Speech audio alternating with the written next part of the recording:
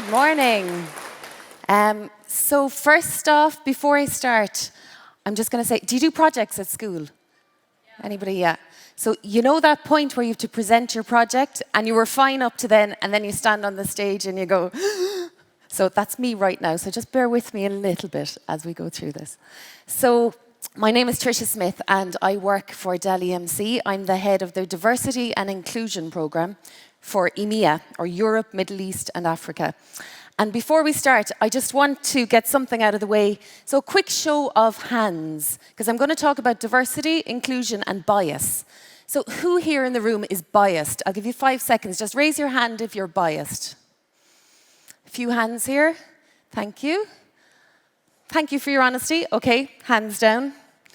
So I'm going to start with something I have to get out of the way. I'm completely biased. Completely biased. So you see these? They're the most beautiful children in the world.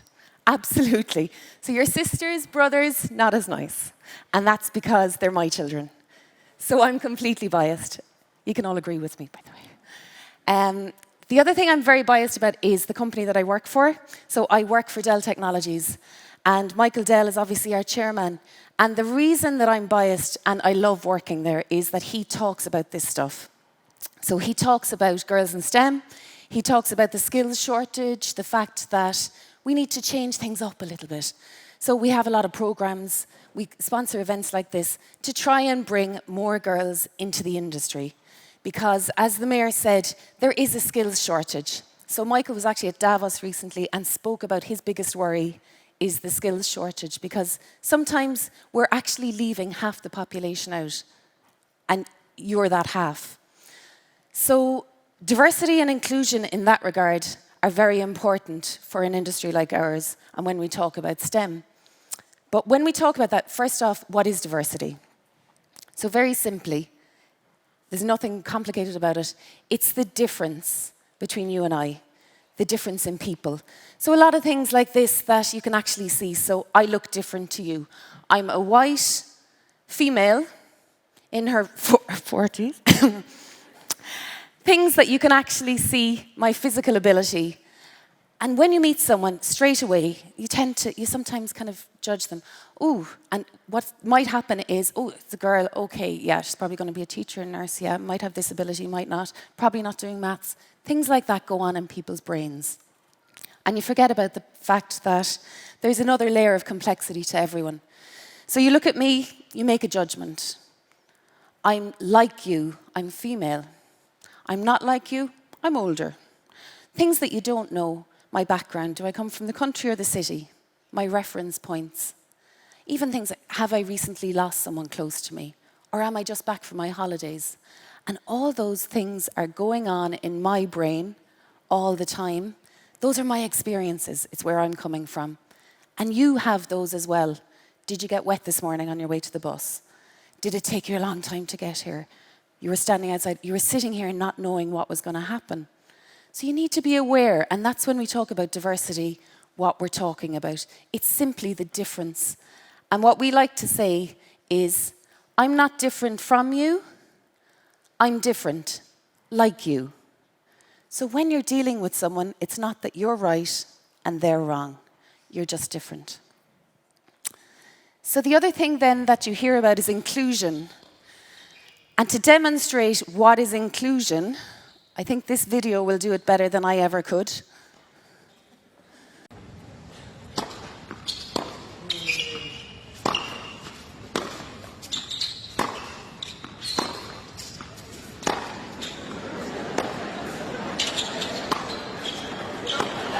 We're in training mode again, folks. Yep. Might as well take a seat, ladies, because this could go for a while. Coco's packed it in. Linda's off. Let's leave it to the guys to handle here.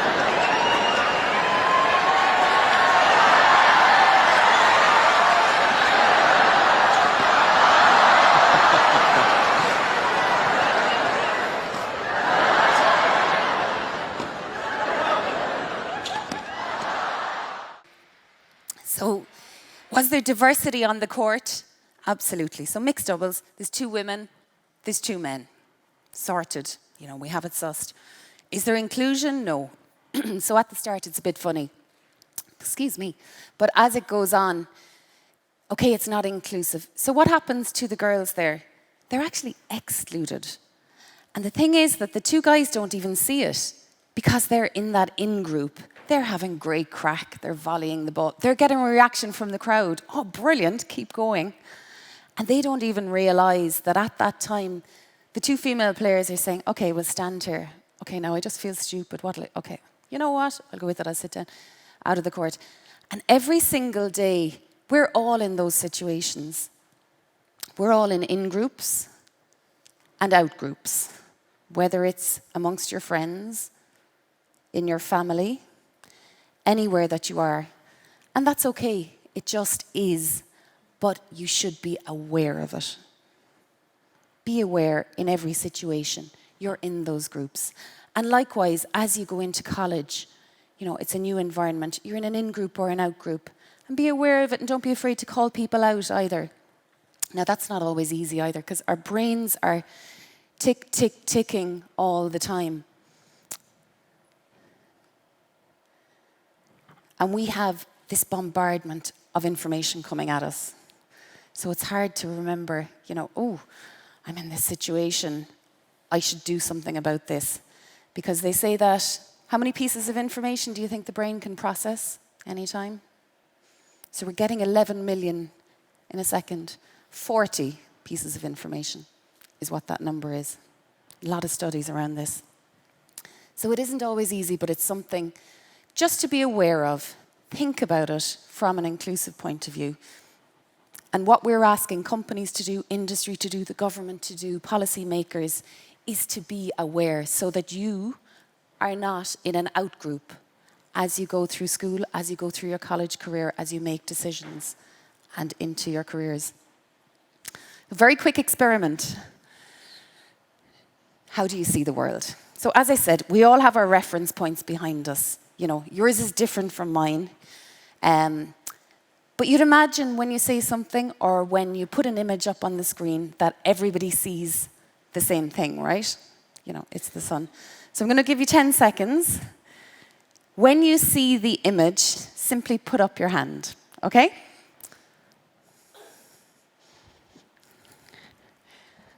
A couple of hands going up, okay? Okay, a few more over here from Eglantine. Couple more. Okay. So, hands down. Next question. Who sees the cow? Interesting. Anybody want to shout out something else they don't see? Or that they don't see the cow? What do you see? No.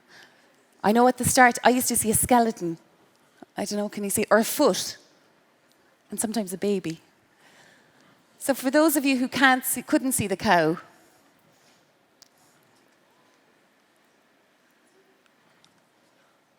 now do you see it? Oh, it's mad, isn't it? And the reason that I do this experiment is to show that people don't always see the same things. We don't see the world in the same way. And that is brilliant. That's what makes us unique. It's what makes the world tick. It's definitely a good thing. But the thing that I suppose affects our judgment is bias. So actually, we're all biased. We all have our different reference points. I'm going to make a disclosure here now, but I'm from Limerick. So I'm really sorry about the hurling last year, okay? So those of you who are from Cork will be going, no, Cork's the best team. If you're from Kerry, you think that. That's just simply your bias. And bias is just shortcuts in your brain to help you to make decisions. There's a bull here. Do I run? Do I wait to see if it's a nice bull? Absolutely not. You need to make a decision and get out of Dodge. Not always a bad thing, just shortcuts, and it helps us to make snap judgments. Where it becomes an issue is when it comes to gender. So back to the diversity thing, what we want is a situation where that is not one of the factors that's held against you. But an interesting thing, studies have also shown that it isn't men who are excluding girls from, as we go through our careers, our school, in terms of helping us to make the career choices. You know, I'm sure you've career guidance counsellors. Often it's ourselves as well, and it's women. I'm going to show you something and we'll come back to that.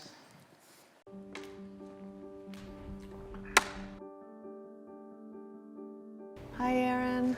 Hi.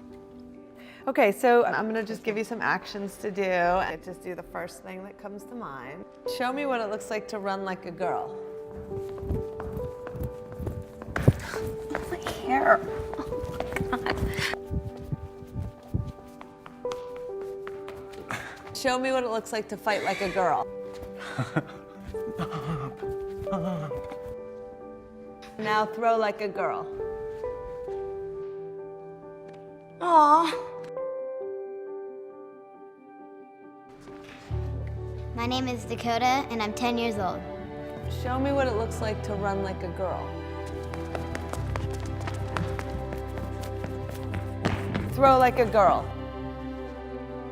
Fight like a girl. What does it mean to you when I say run like a girl? It means run fast as you can. So do you think you just insulted your sister? No. I mean, yeah, insulted girls, but not my sister. Is like a girl a good thing? Actually, don't know if it's a bad thing or a good thing. It sounds like a bad thing. It sounds like you're trying to humiliate someone. So when they're in that vulnerable time between 10 and 12, how do you think it affects them when somebody uses like a girl as an insult? I think it definitely drops their self-confidence and really puts them down, because during that time they're already trying to figure themselves out, and when somebody says you hit like a girl, it's like, well, what does that mean? Because they think they're a strong person. It's kind of like telling them that they're weak and they're not as good as them. And what advice do you have to young girls who are told they run like a girl, kick like a girl, hit like a girl, swing like a girl? Keep doing it because it's working. If somebody else says that running like a girl or kicking like a girl or shooting like a girl is something that you shouldn't be doing, that's their problem. Because if you're still scoring and you're still getting to the ball on time and you're still being first, you're doing it right. It doesn't matter what they say. I mean, yes, I kick like a girl and I swim like a girl and I walk like a girl and I wake up in the morning like a girl because I am a girl. And that is not something that I should be ashamed of. So I'm gonna do it anyway. That's what they should do. If I asked you to run like a girl now, would you do it differently? I would run like myself. Would you like a chance to redo it? Yeah.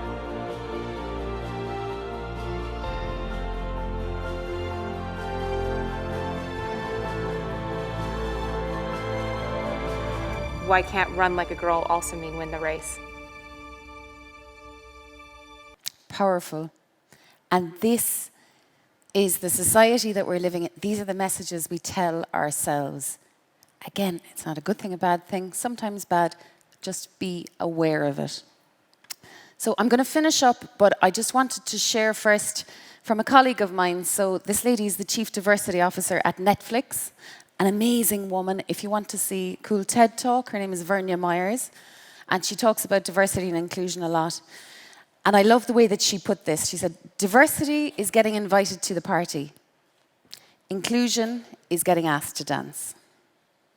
And I would just add one little thing to that. To me, belonging, the sense of belonging that I have working for Dell, is dancing like nobody's watching. And that's what I want for my little girl, the most beautiful girl in the world. So if you were wondering what dancing like nobody's watching is like,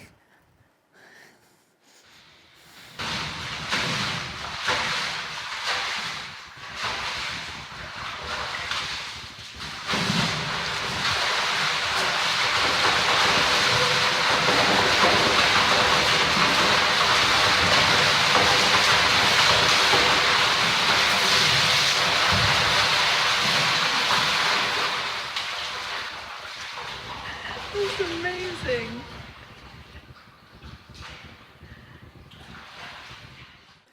so what I would say to you and implore you is dance like nobody's watching. Actually, even better, dance like a girl.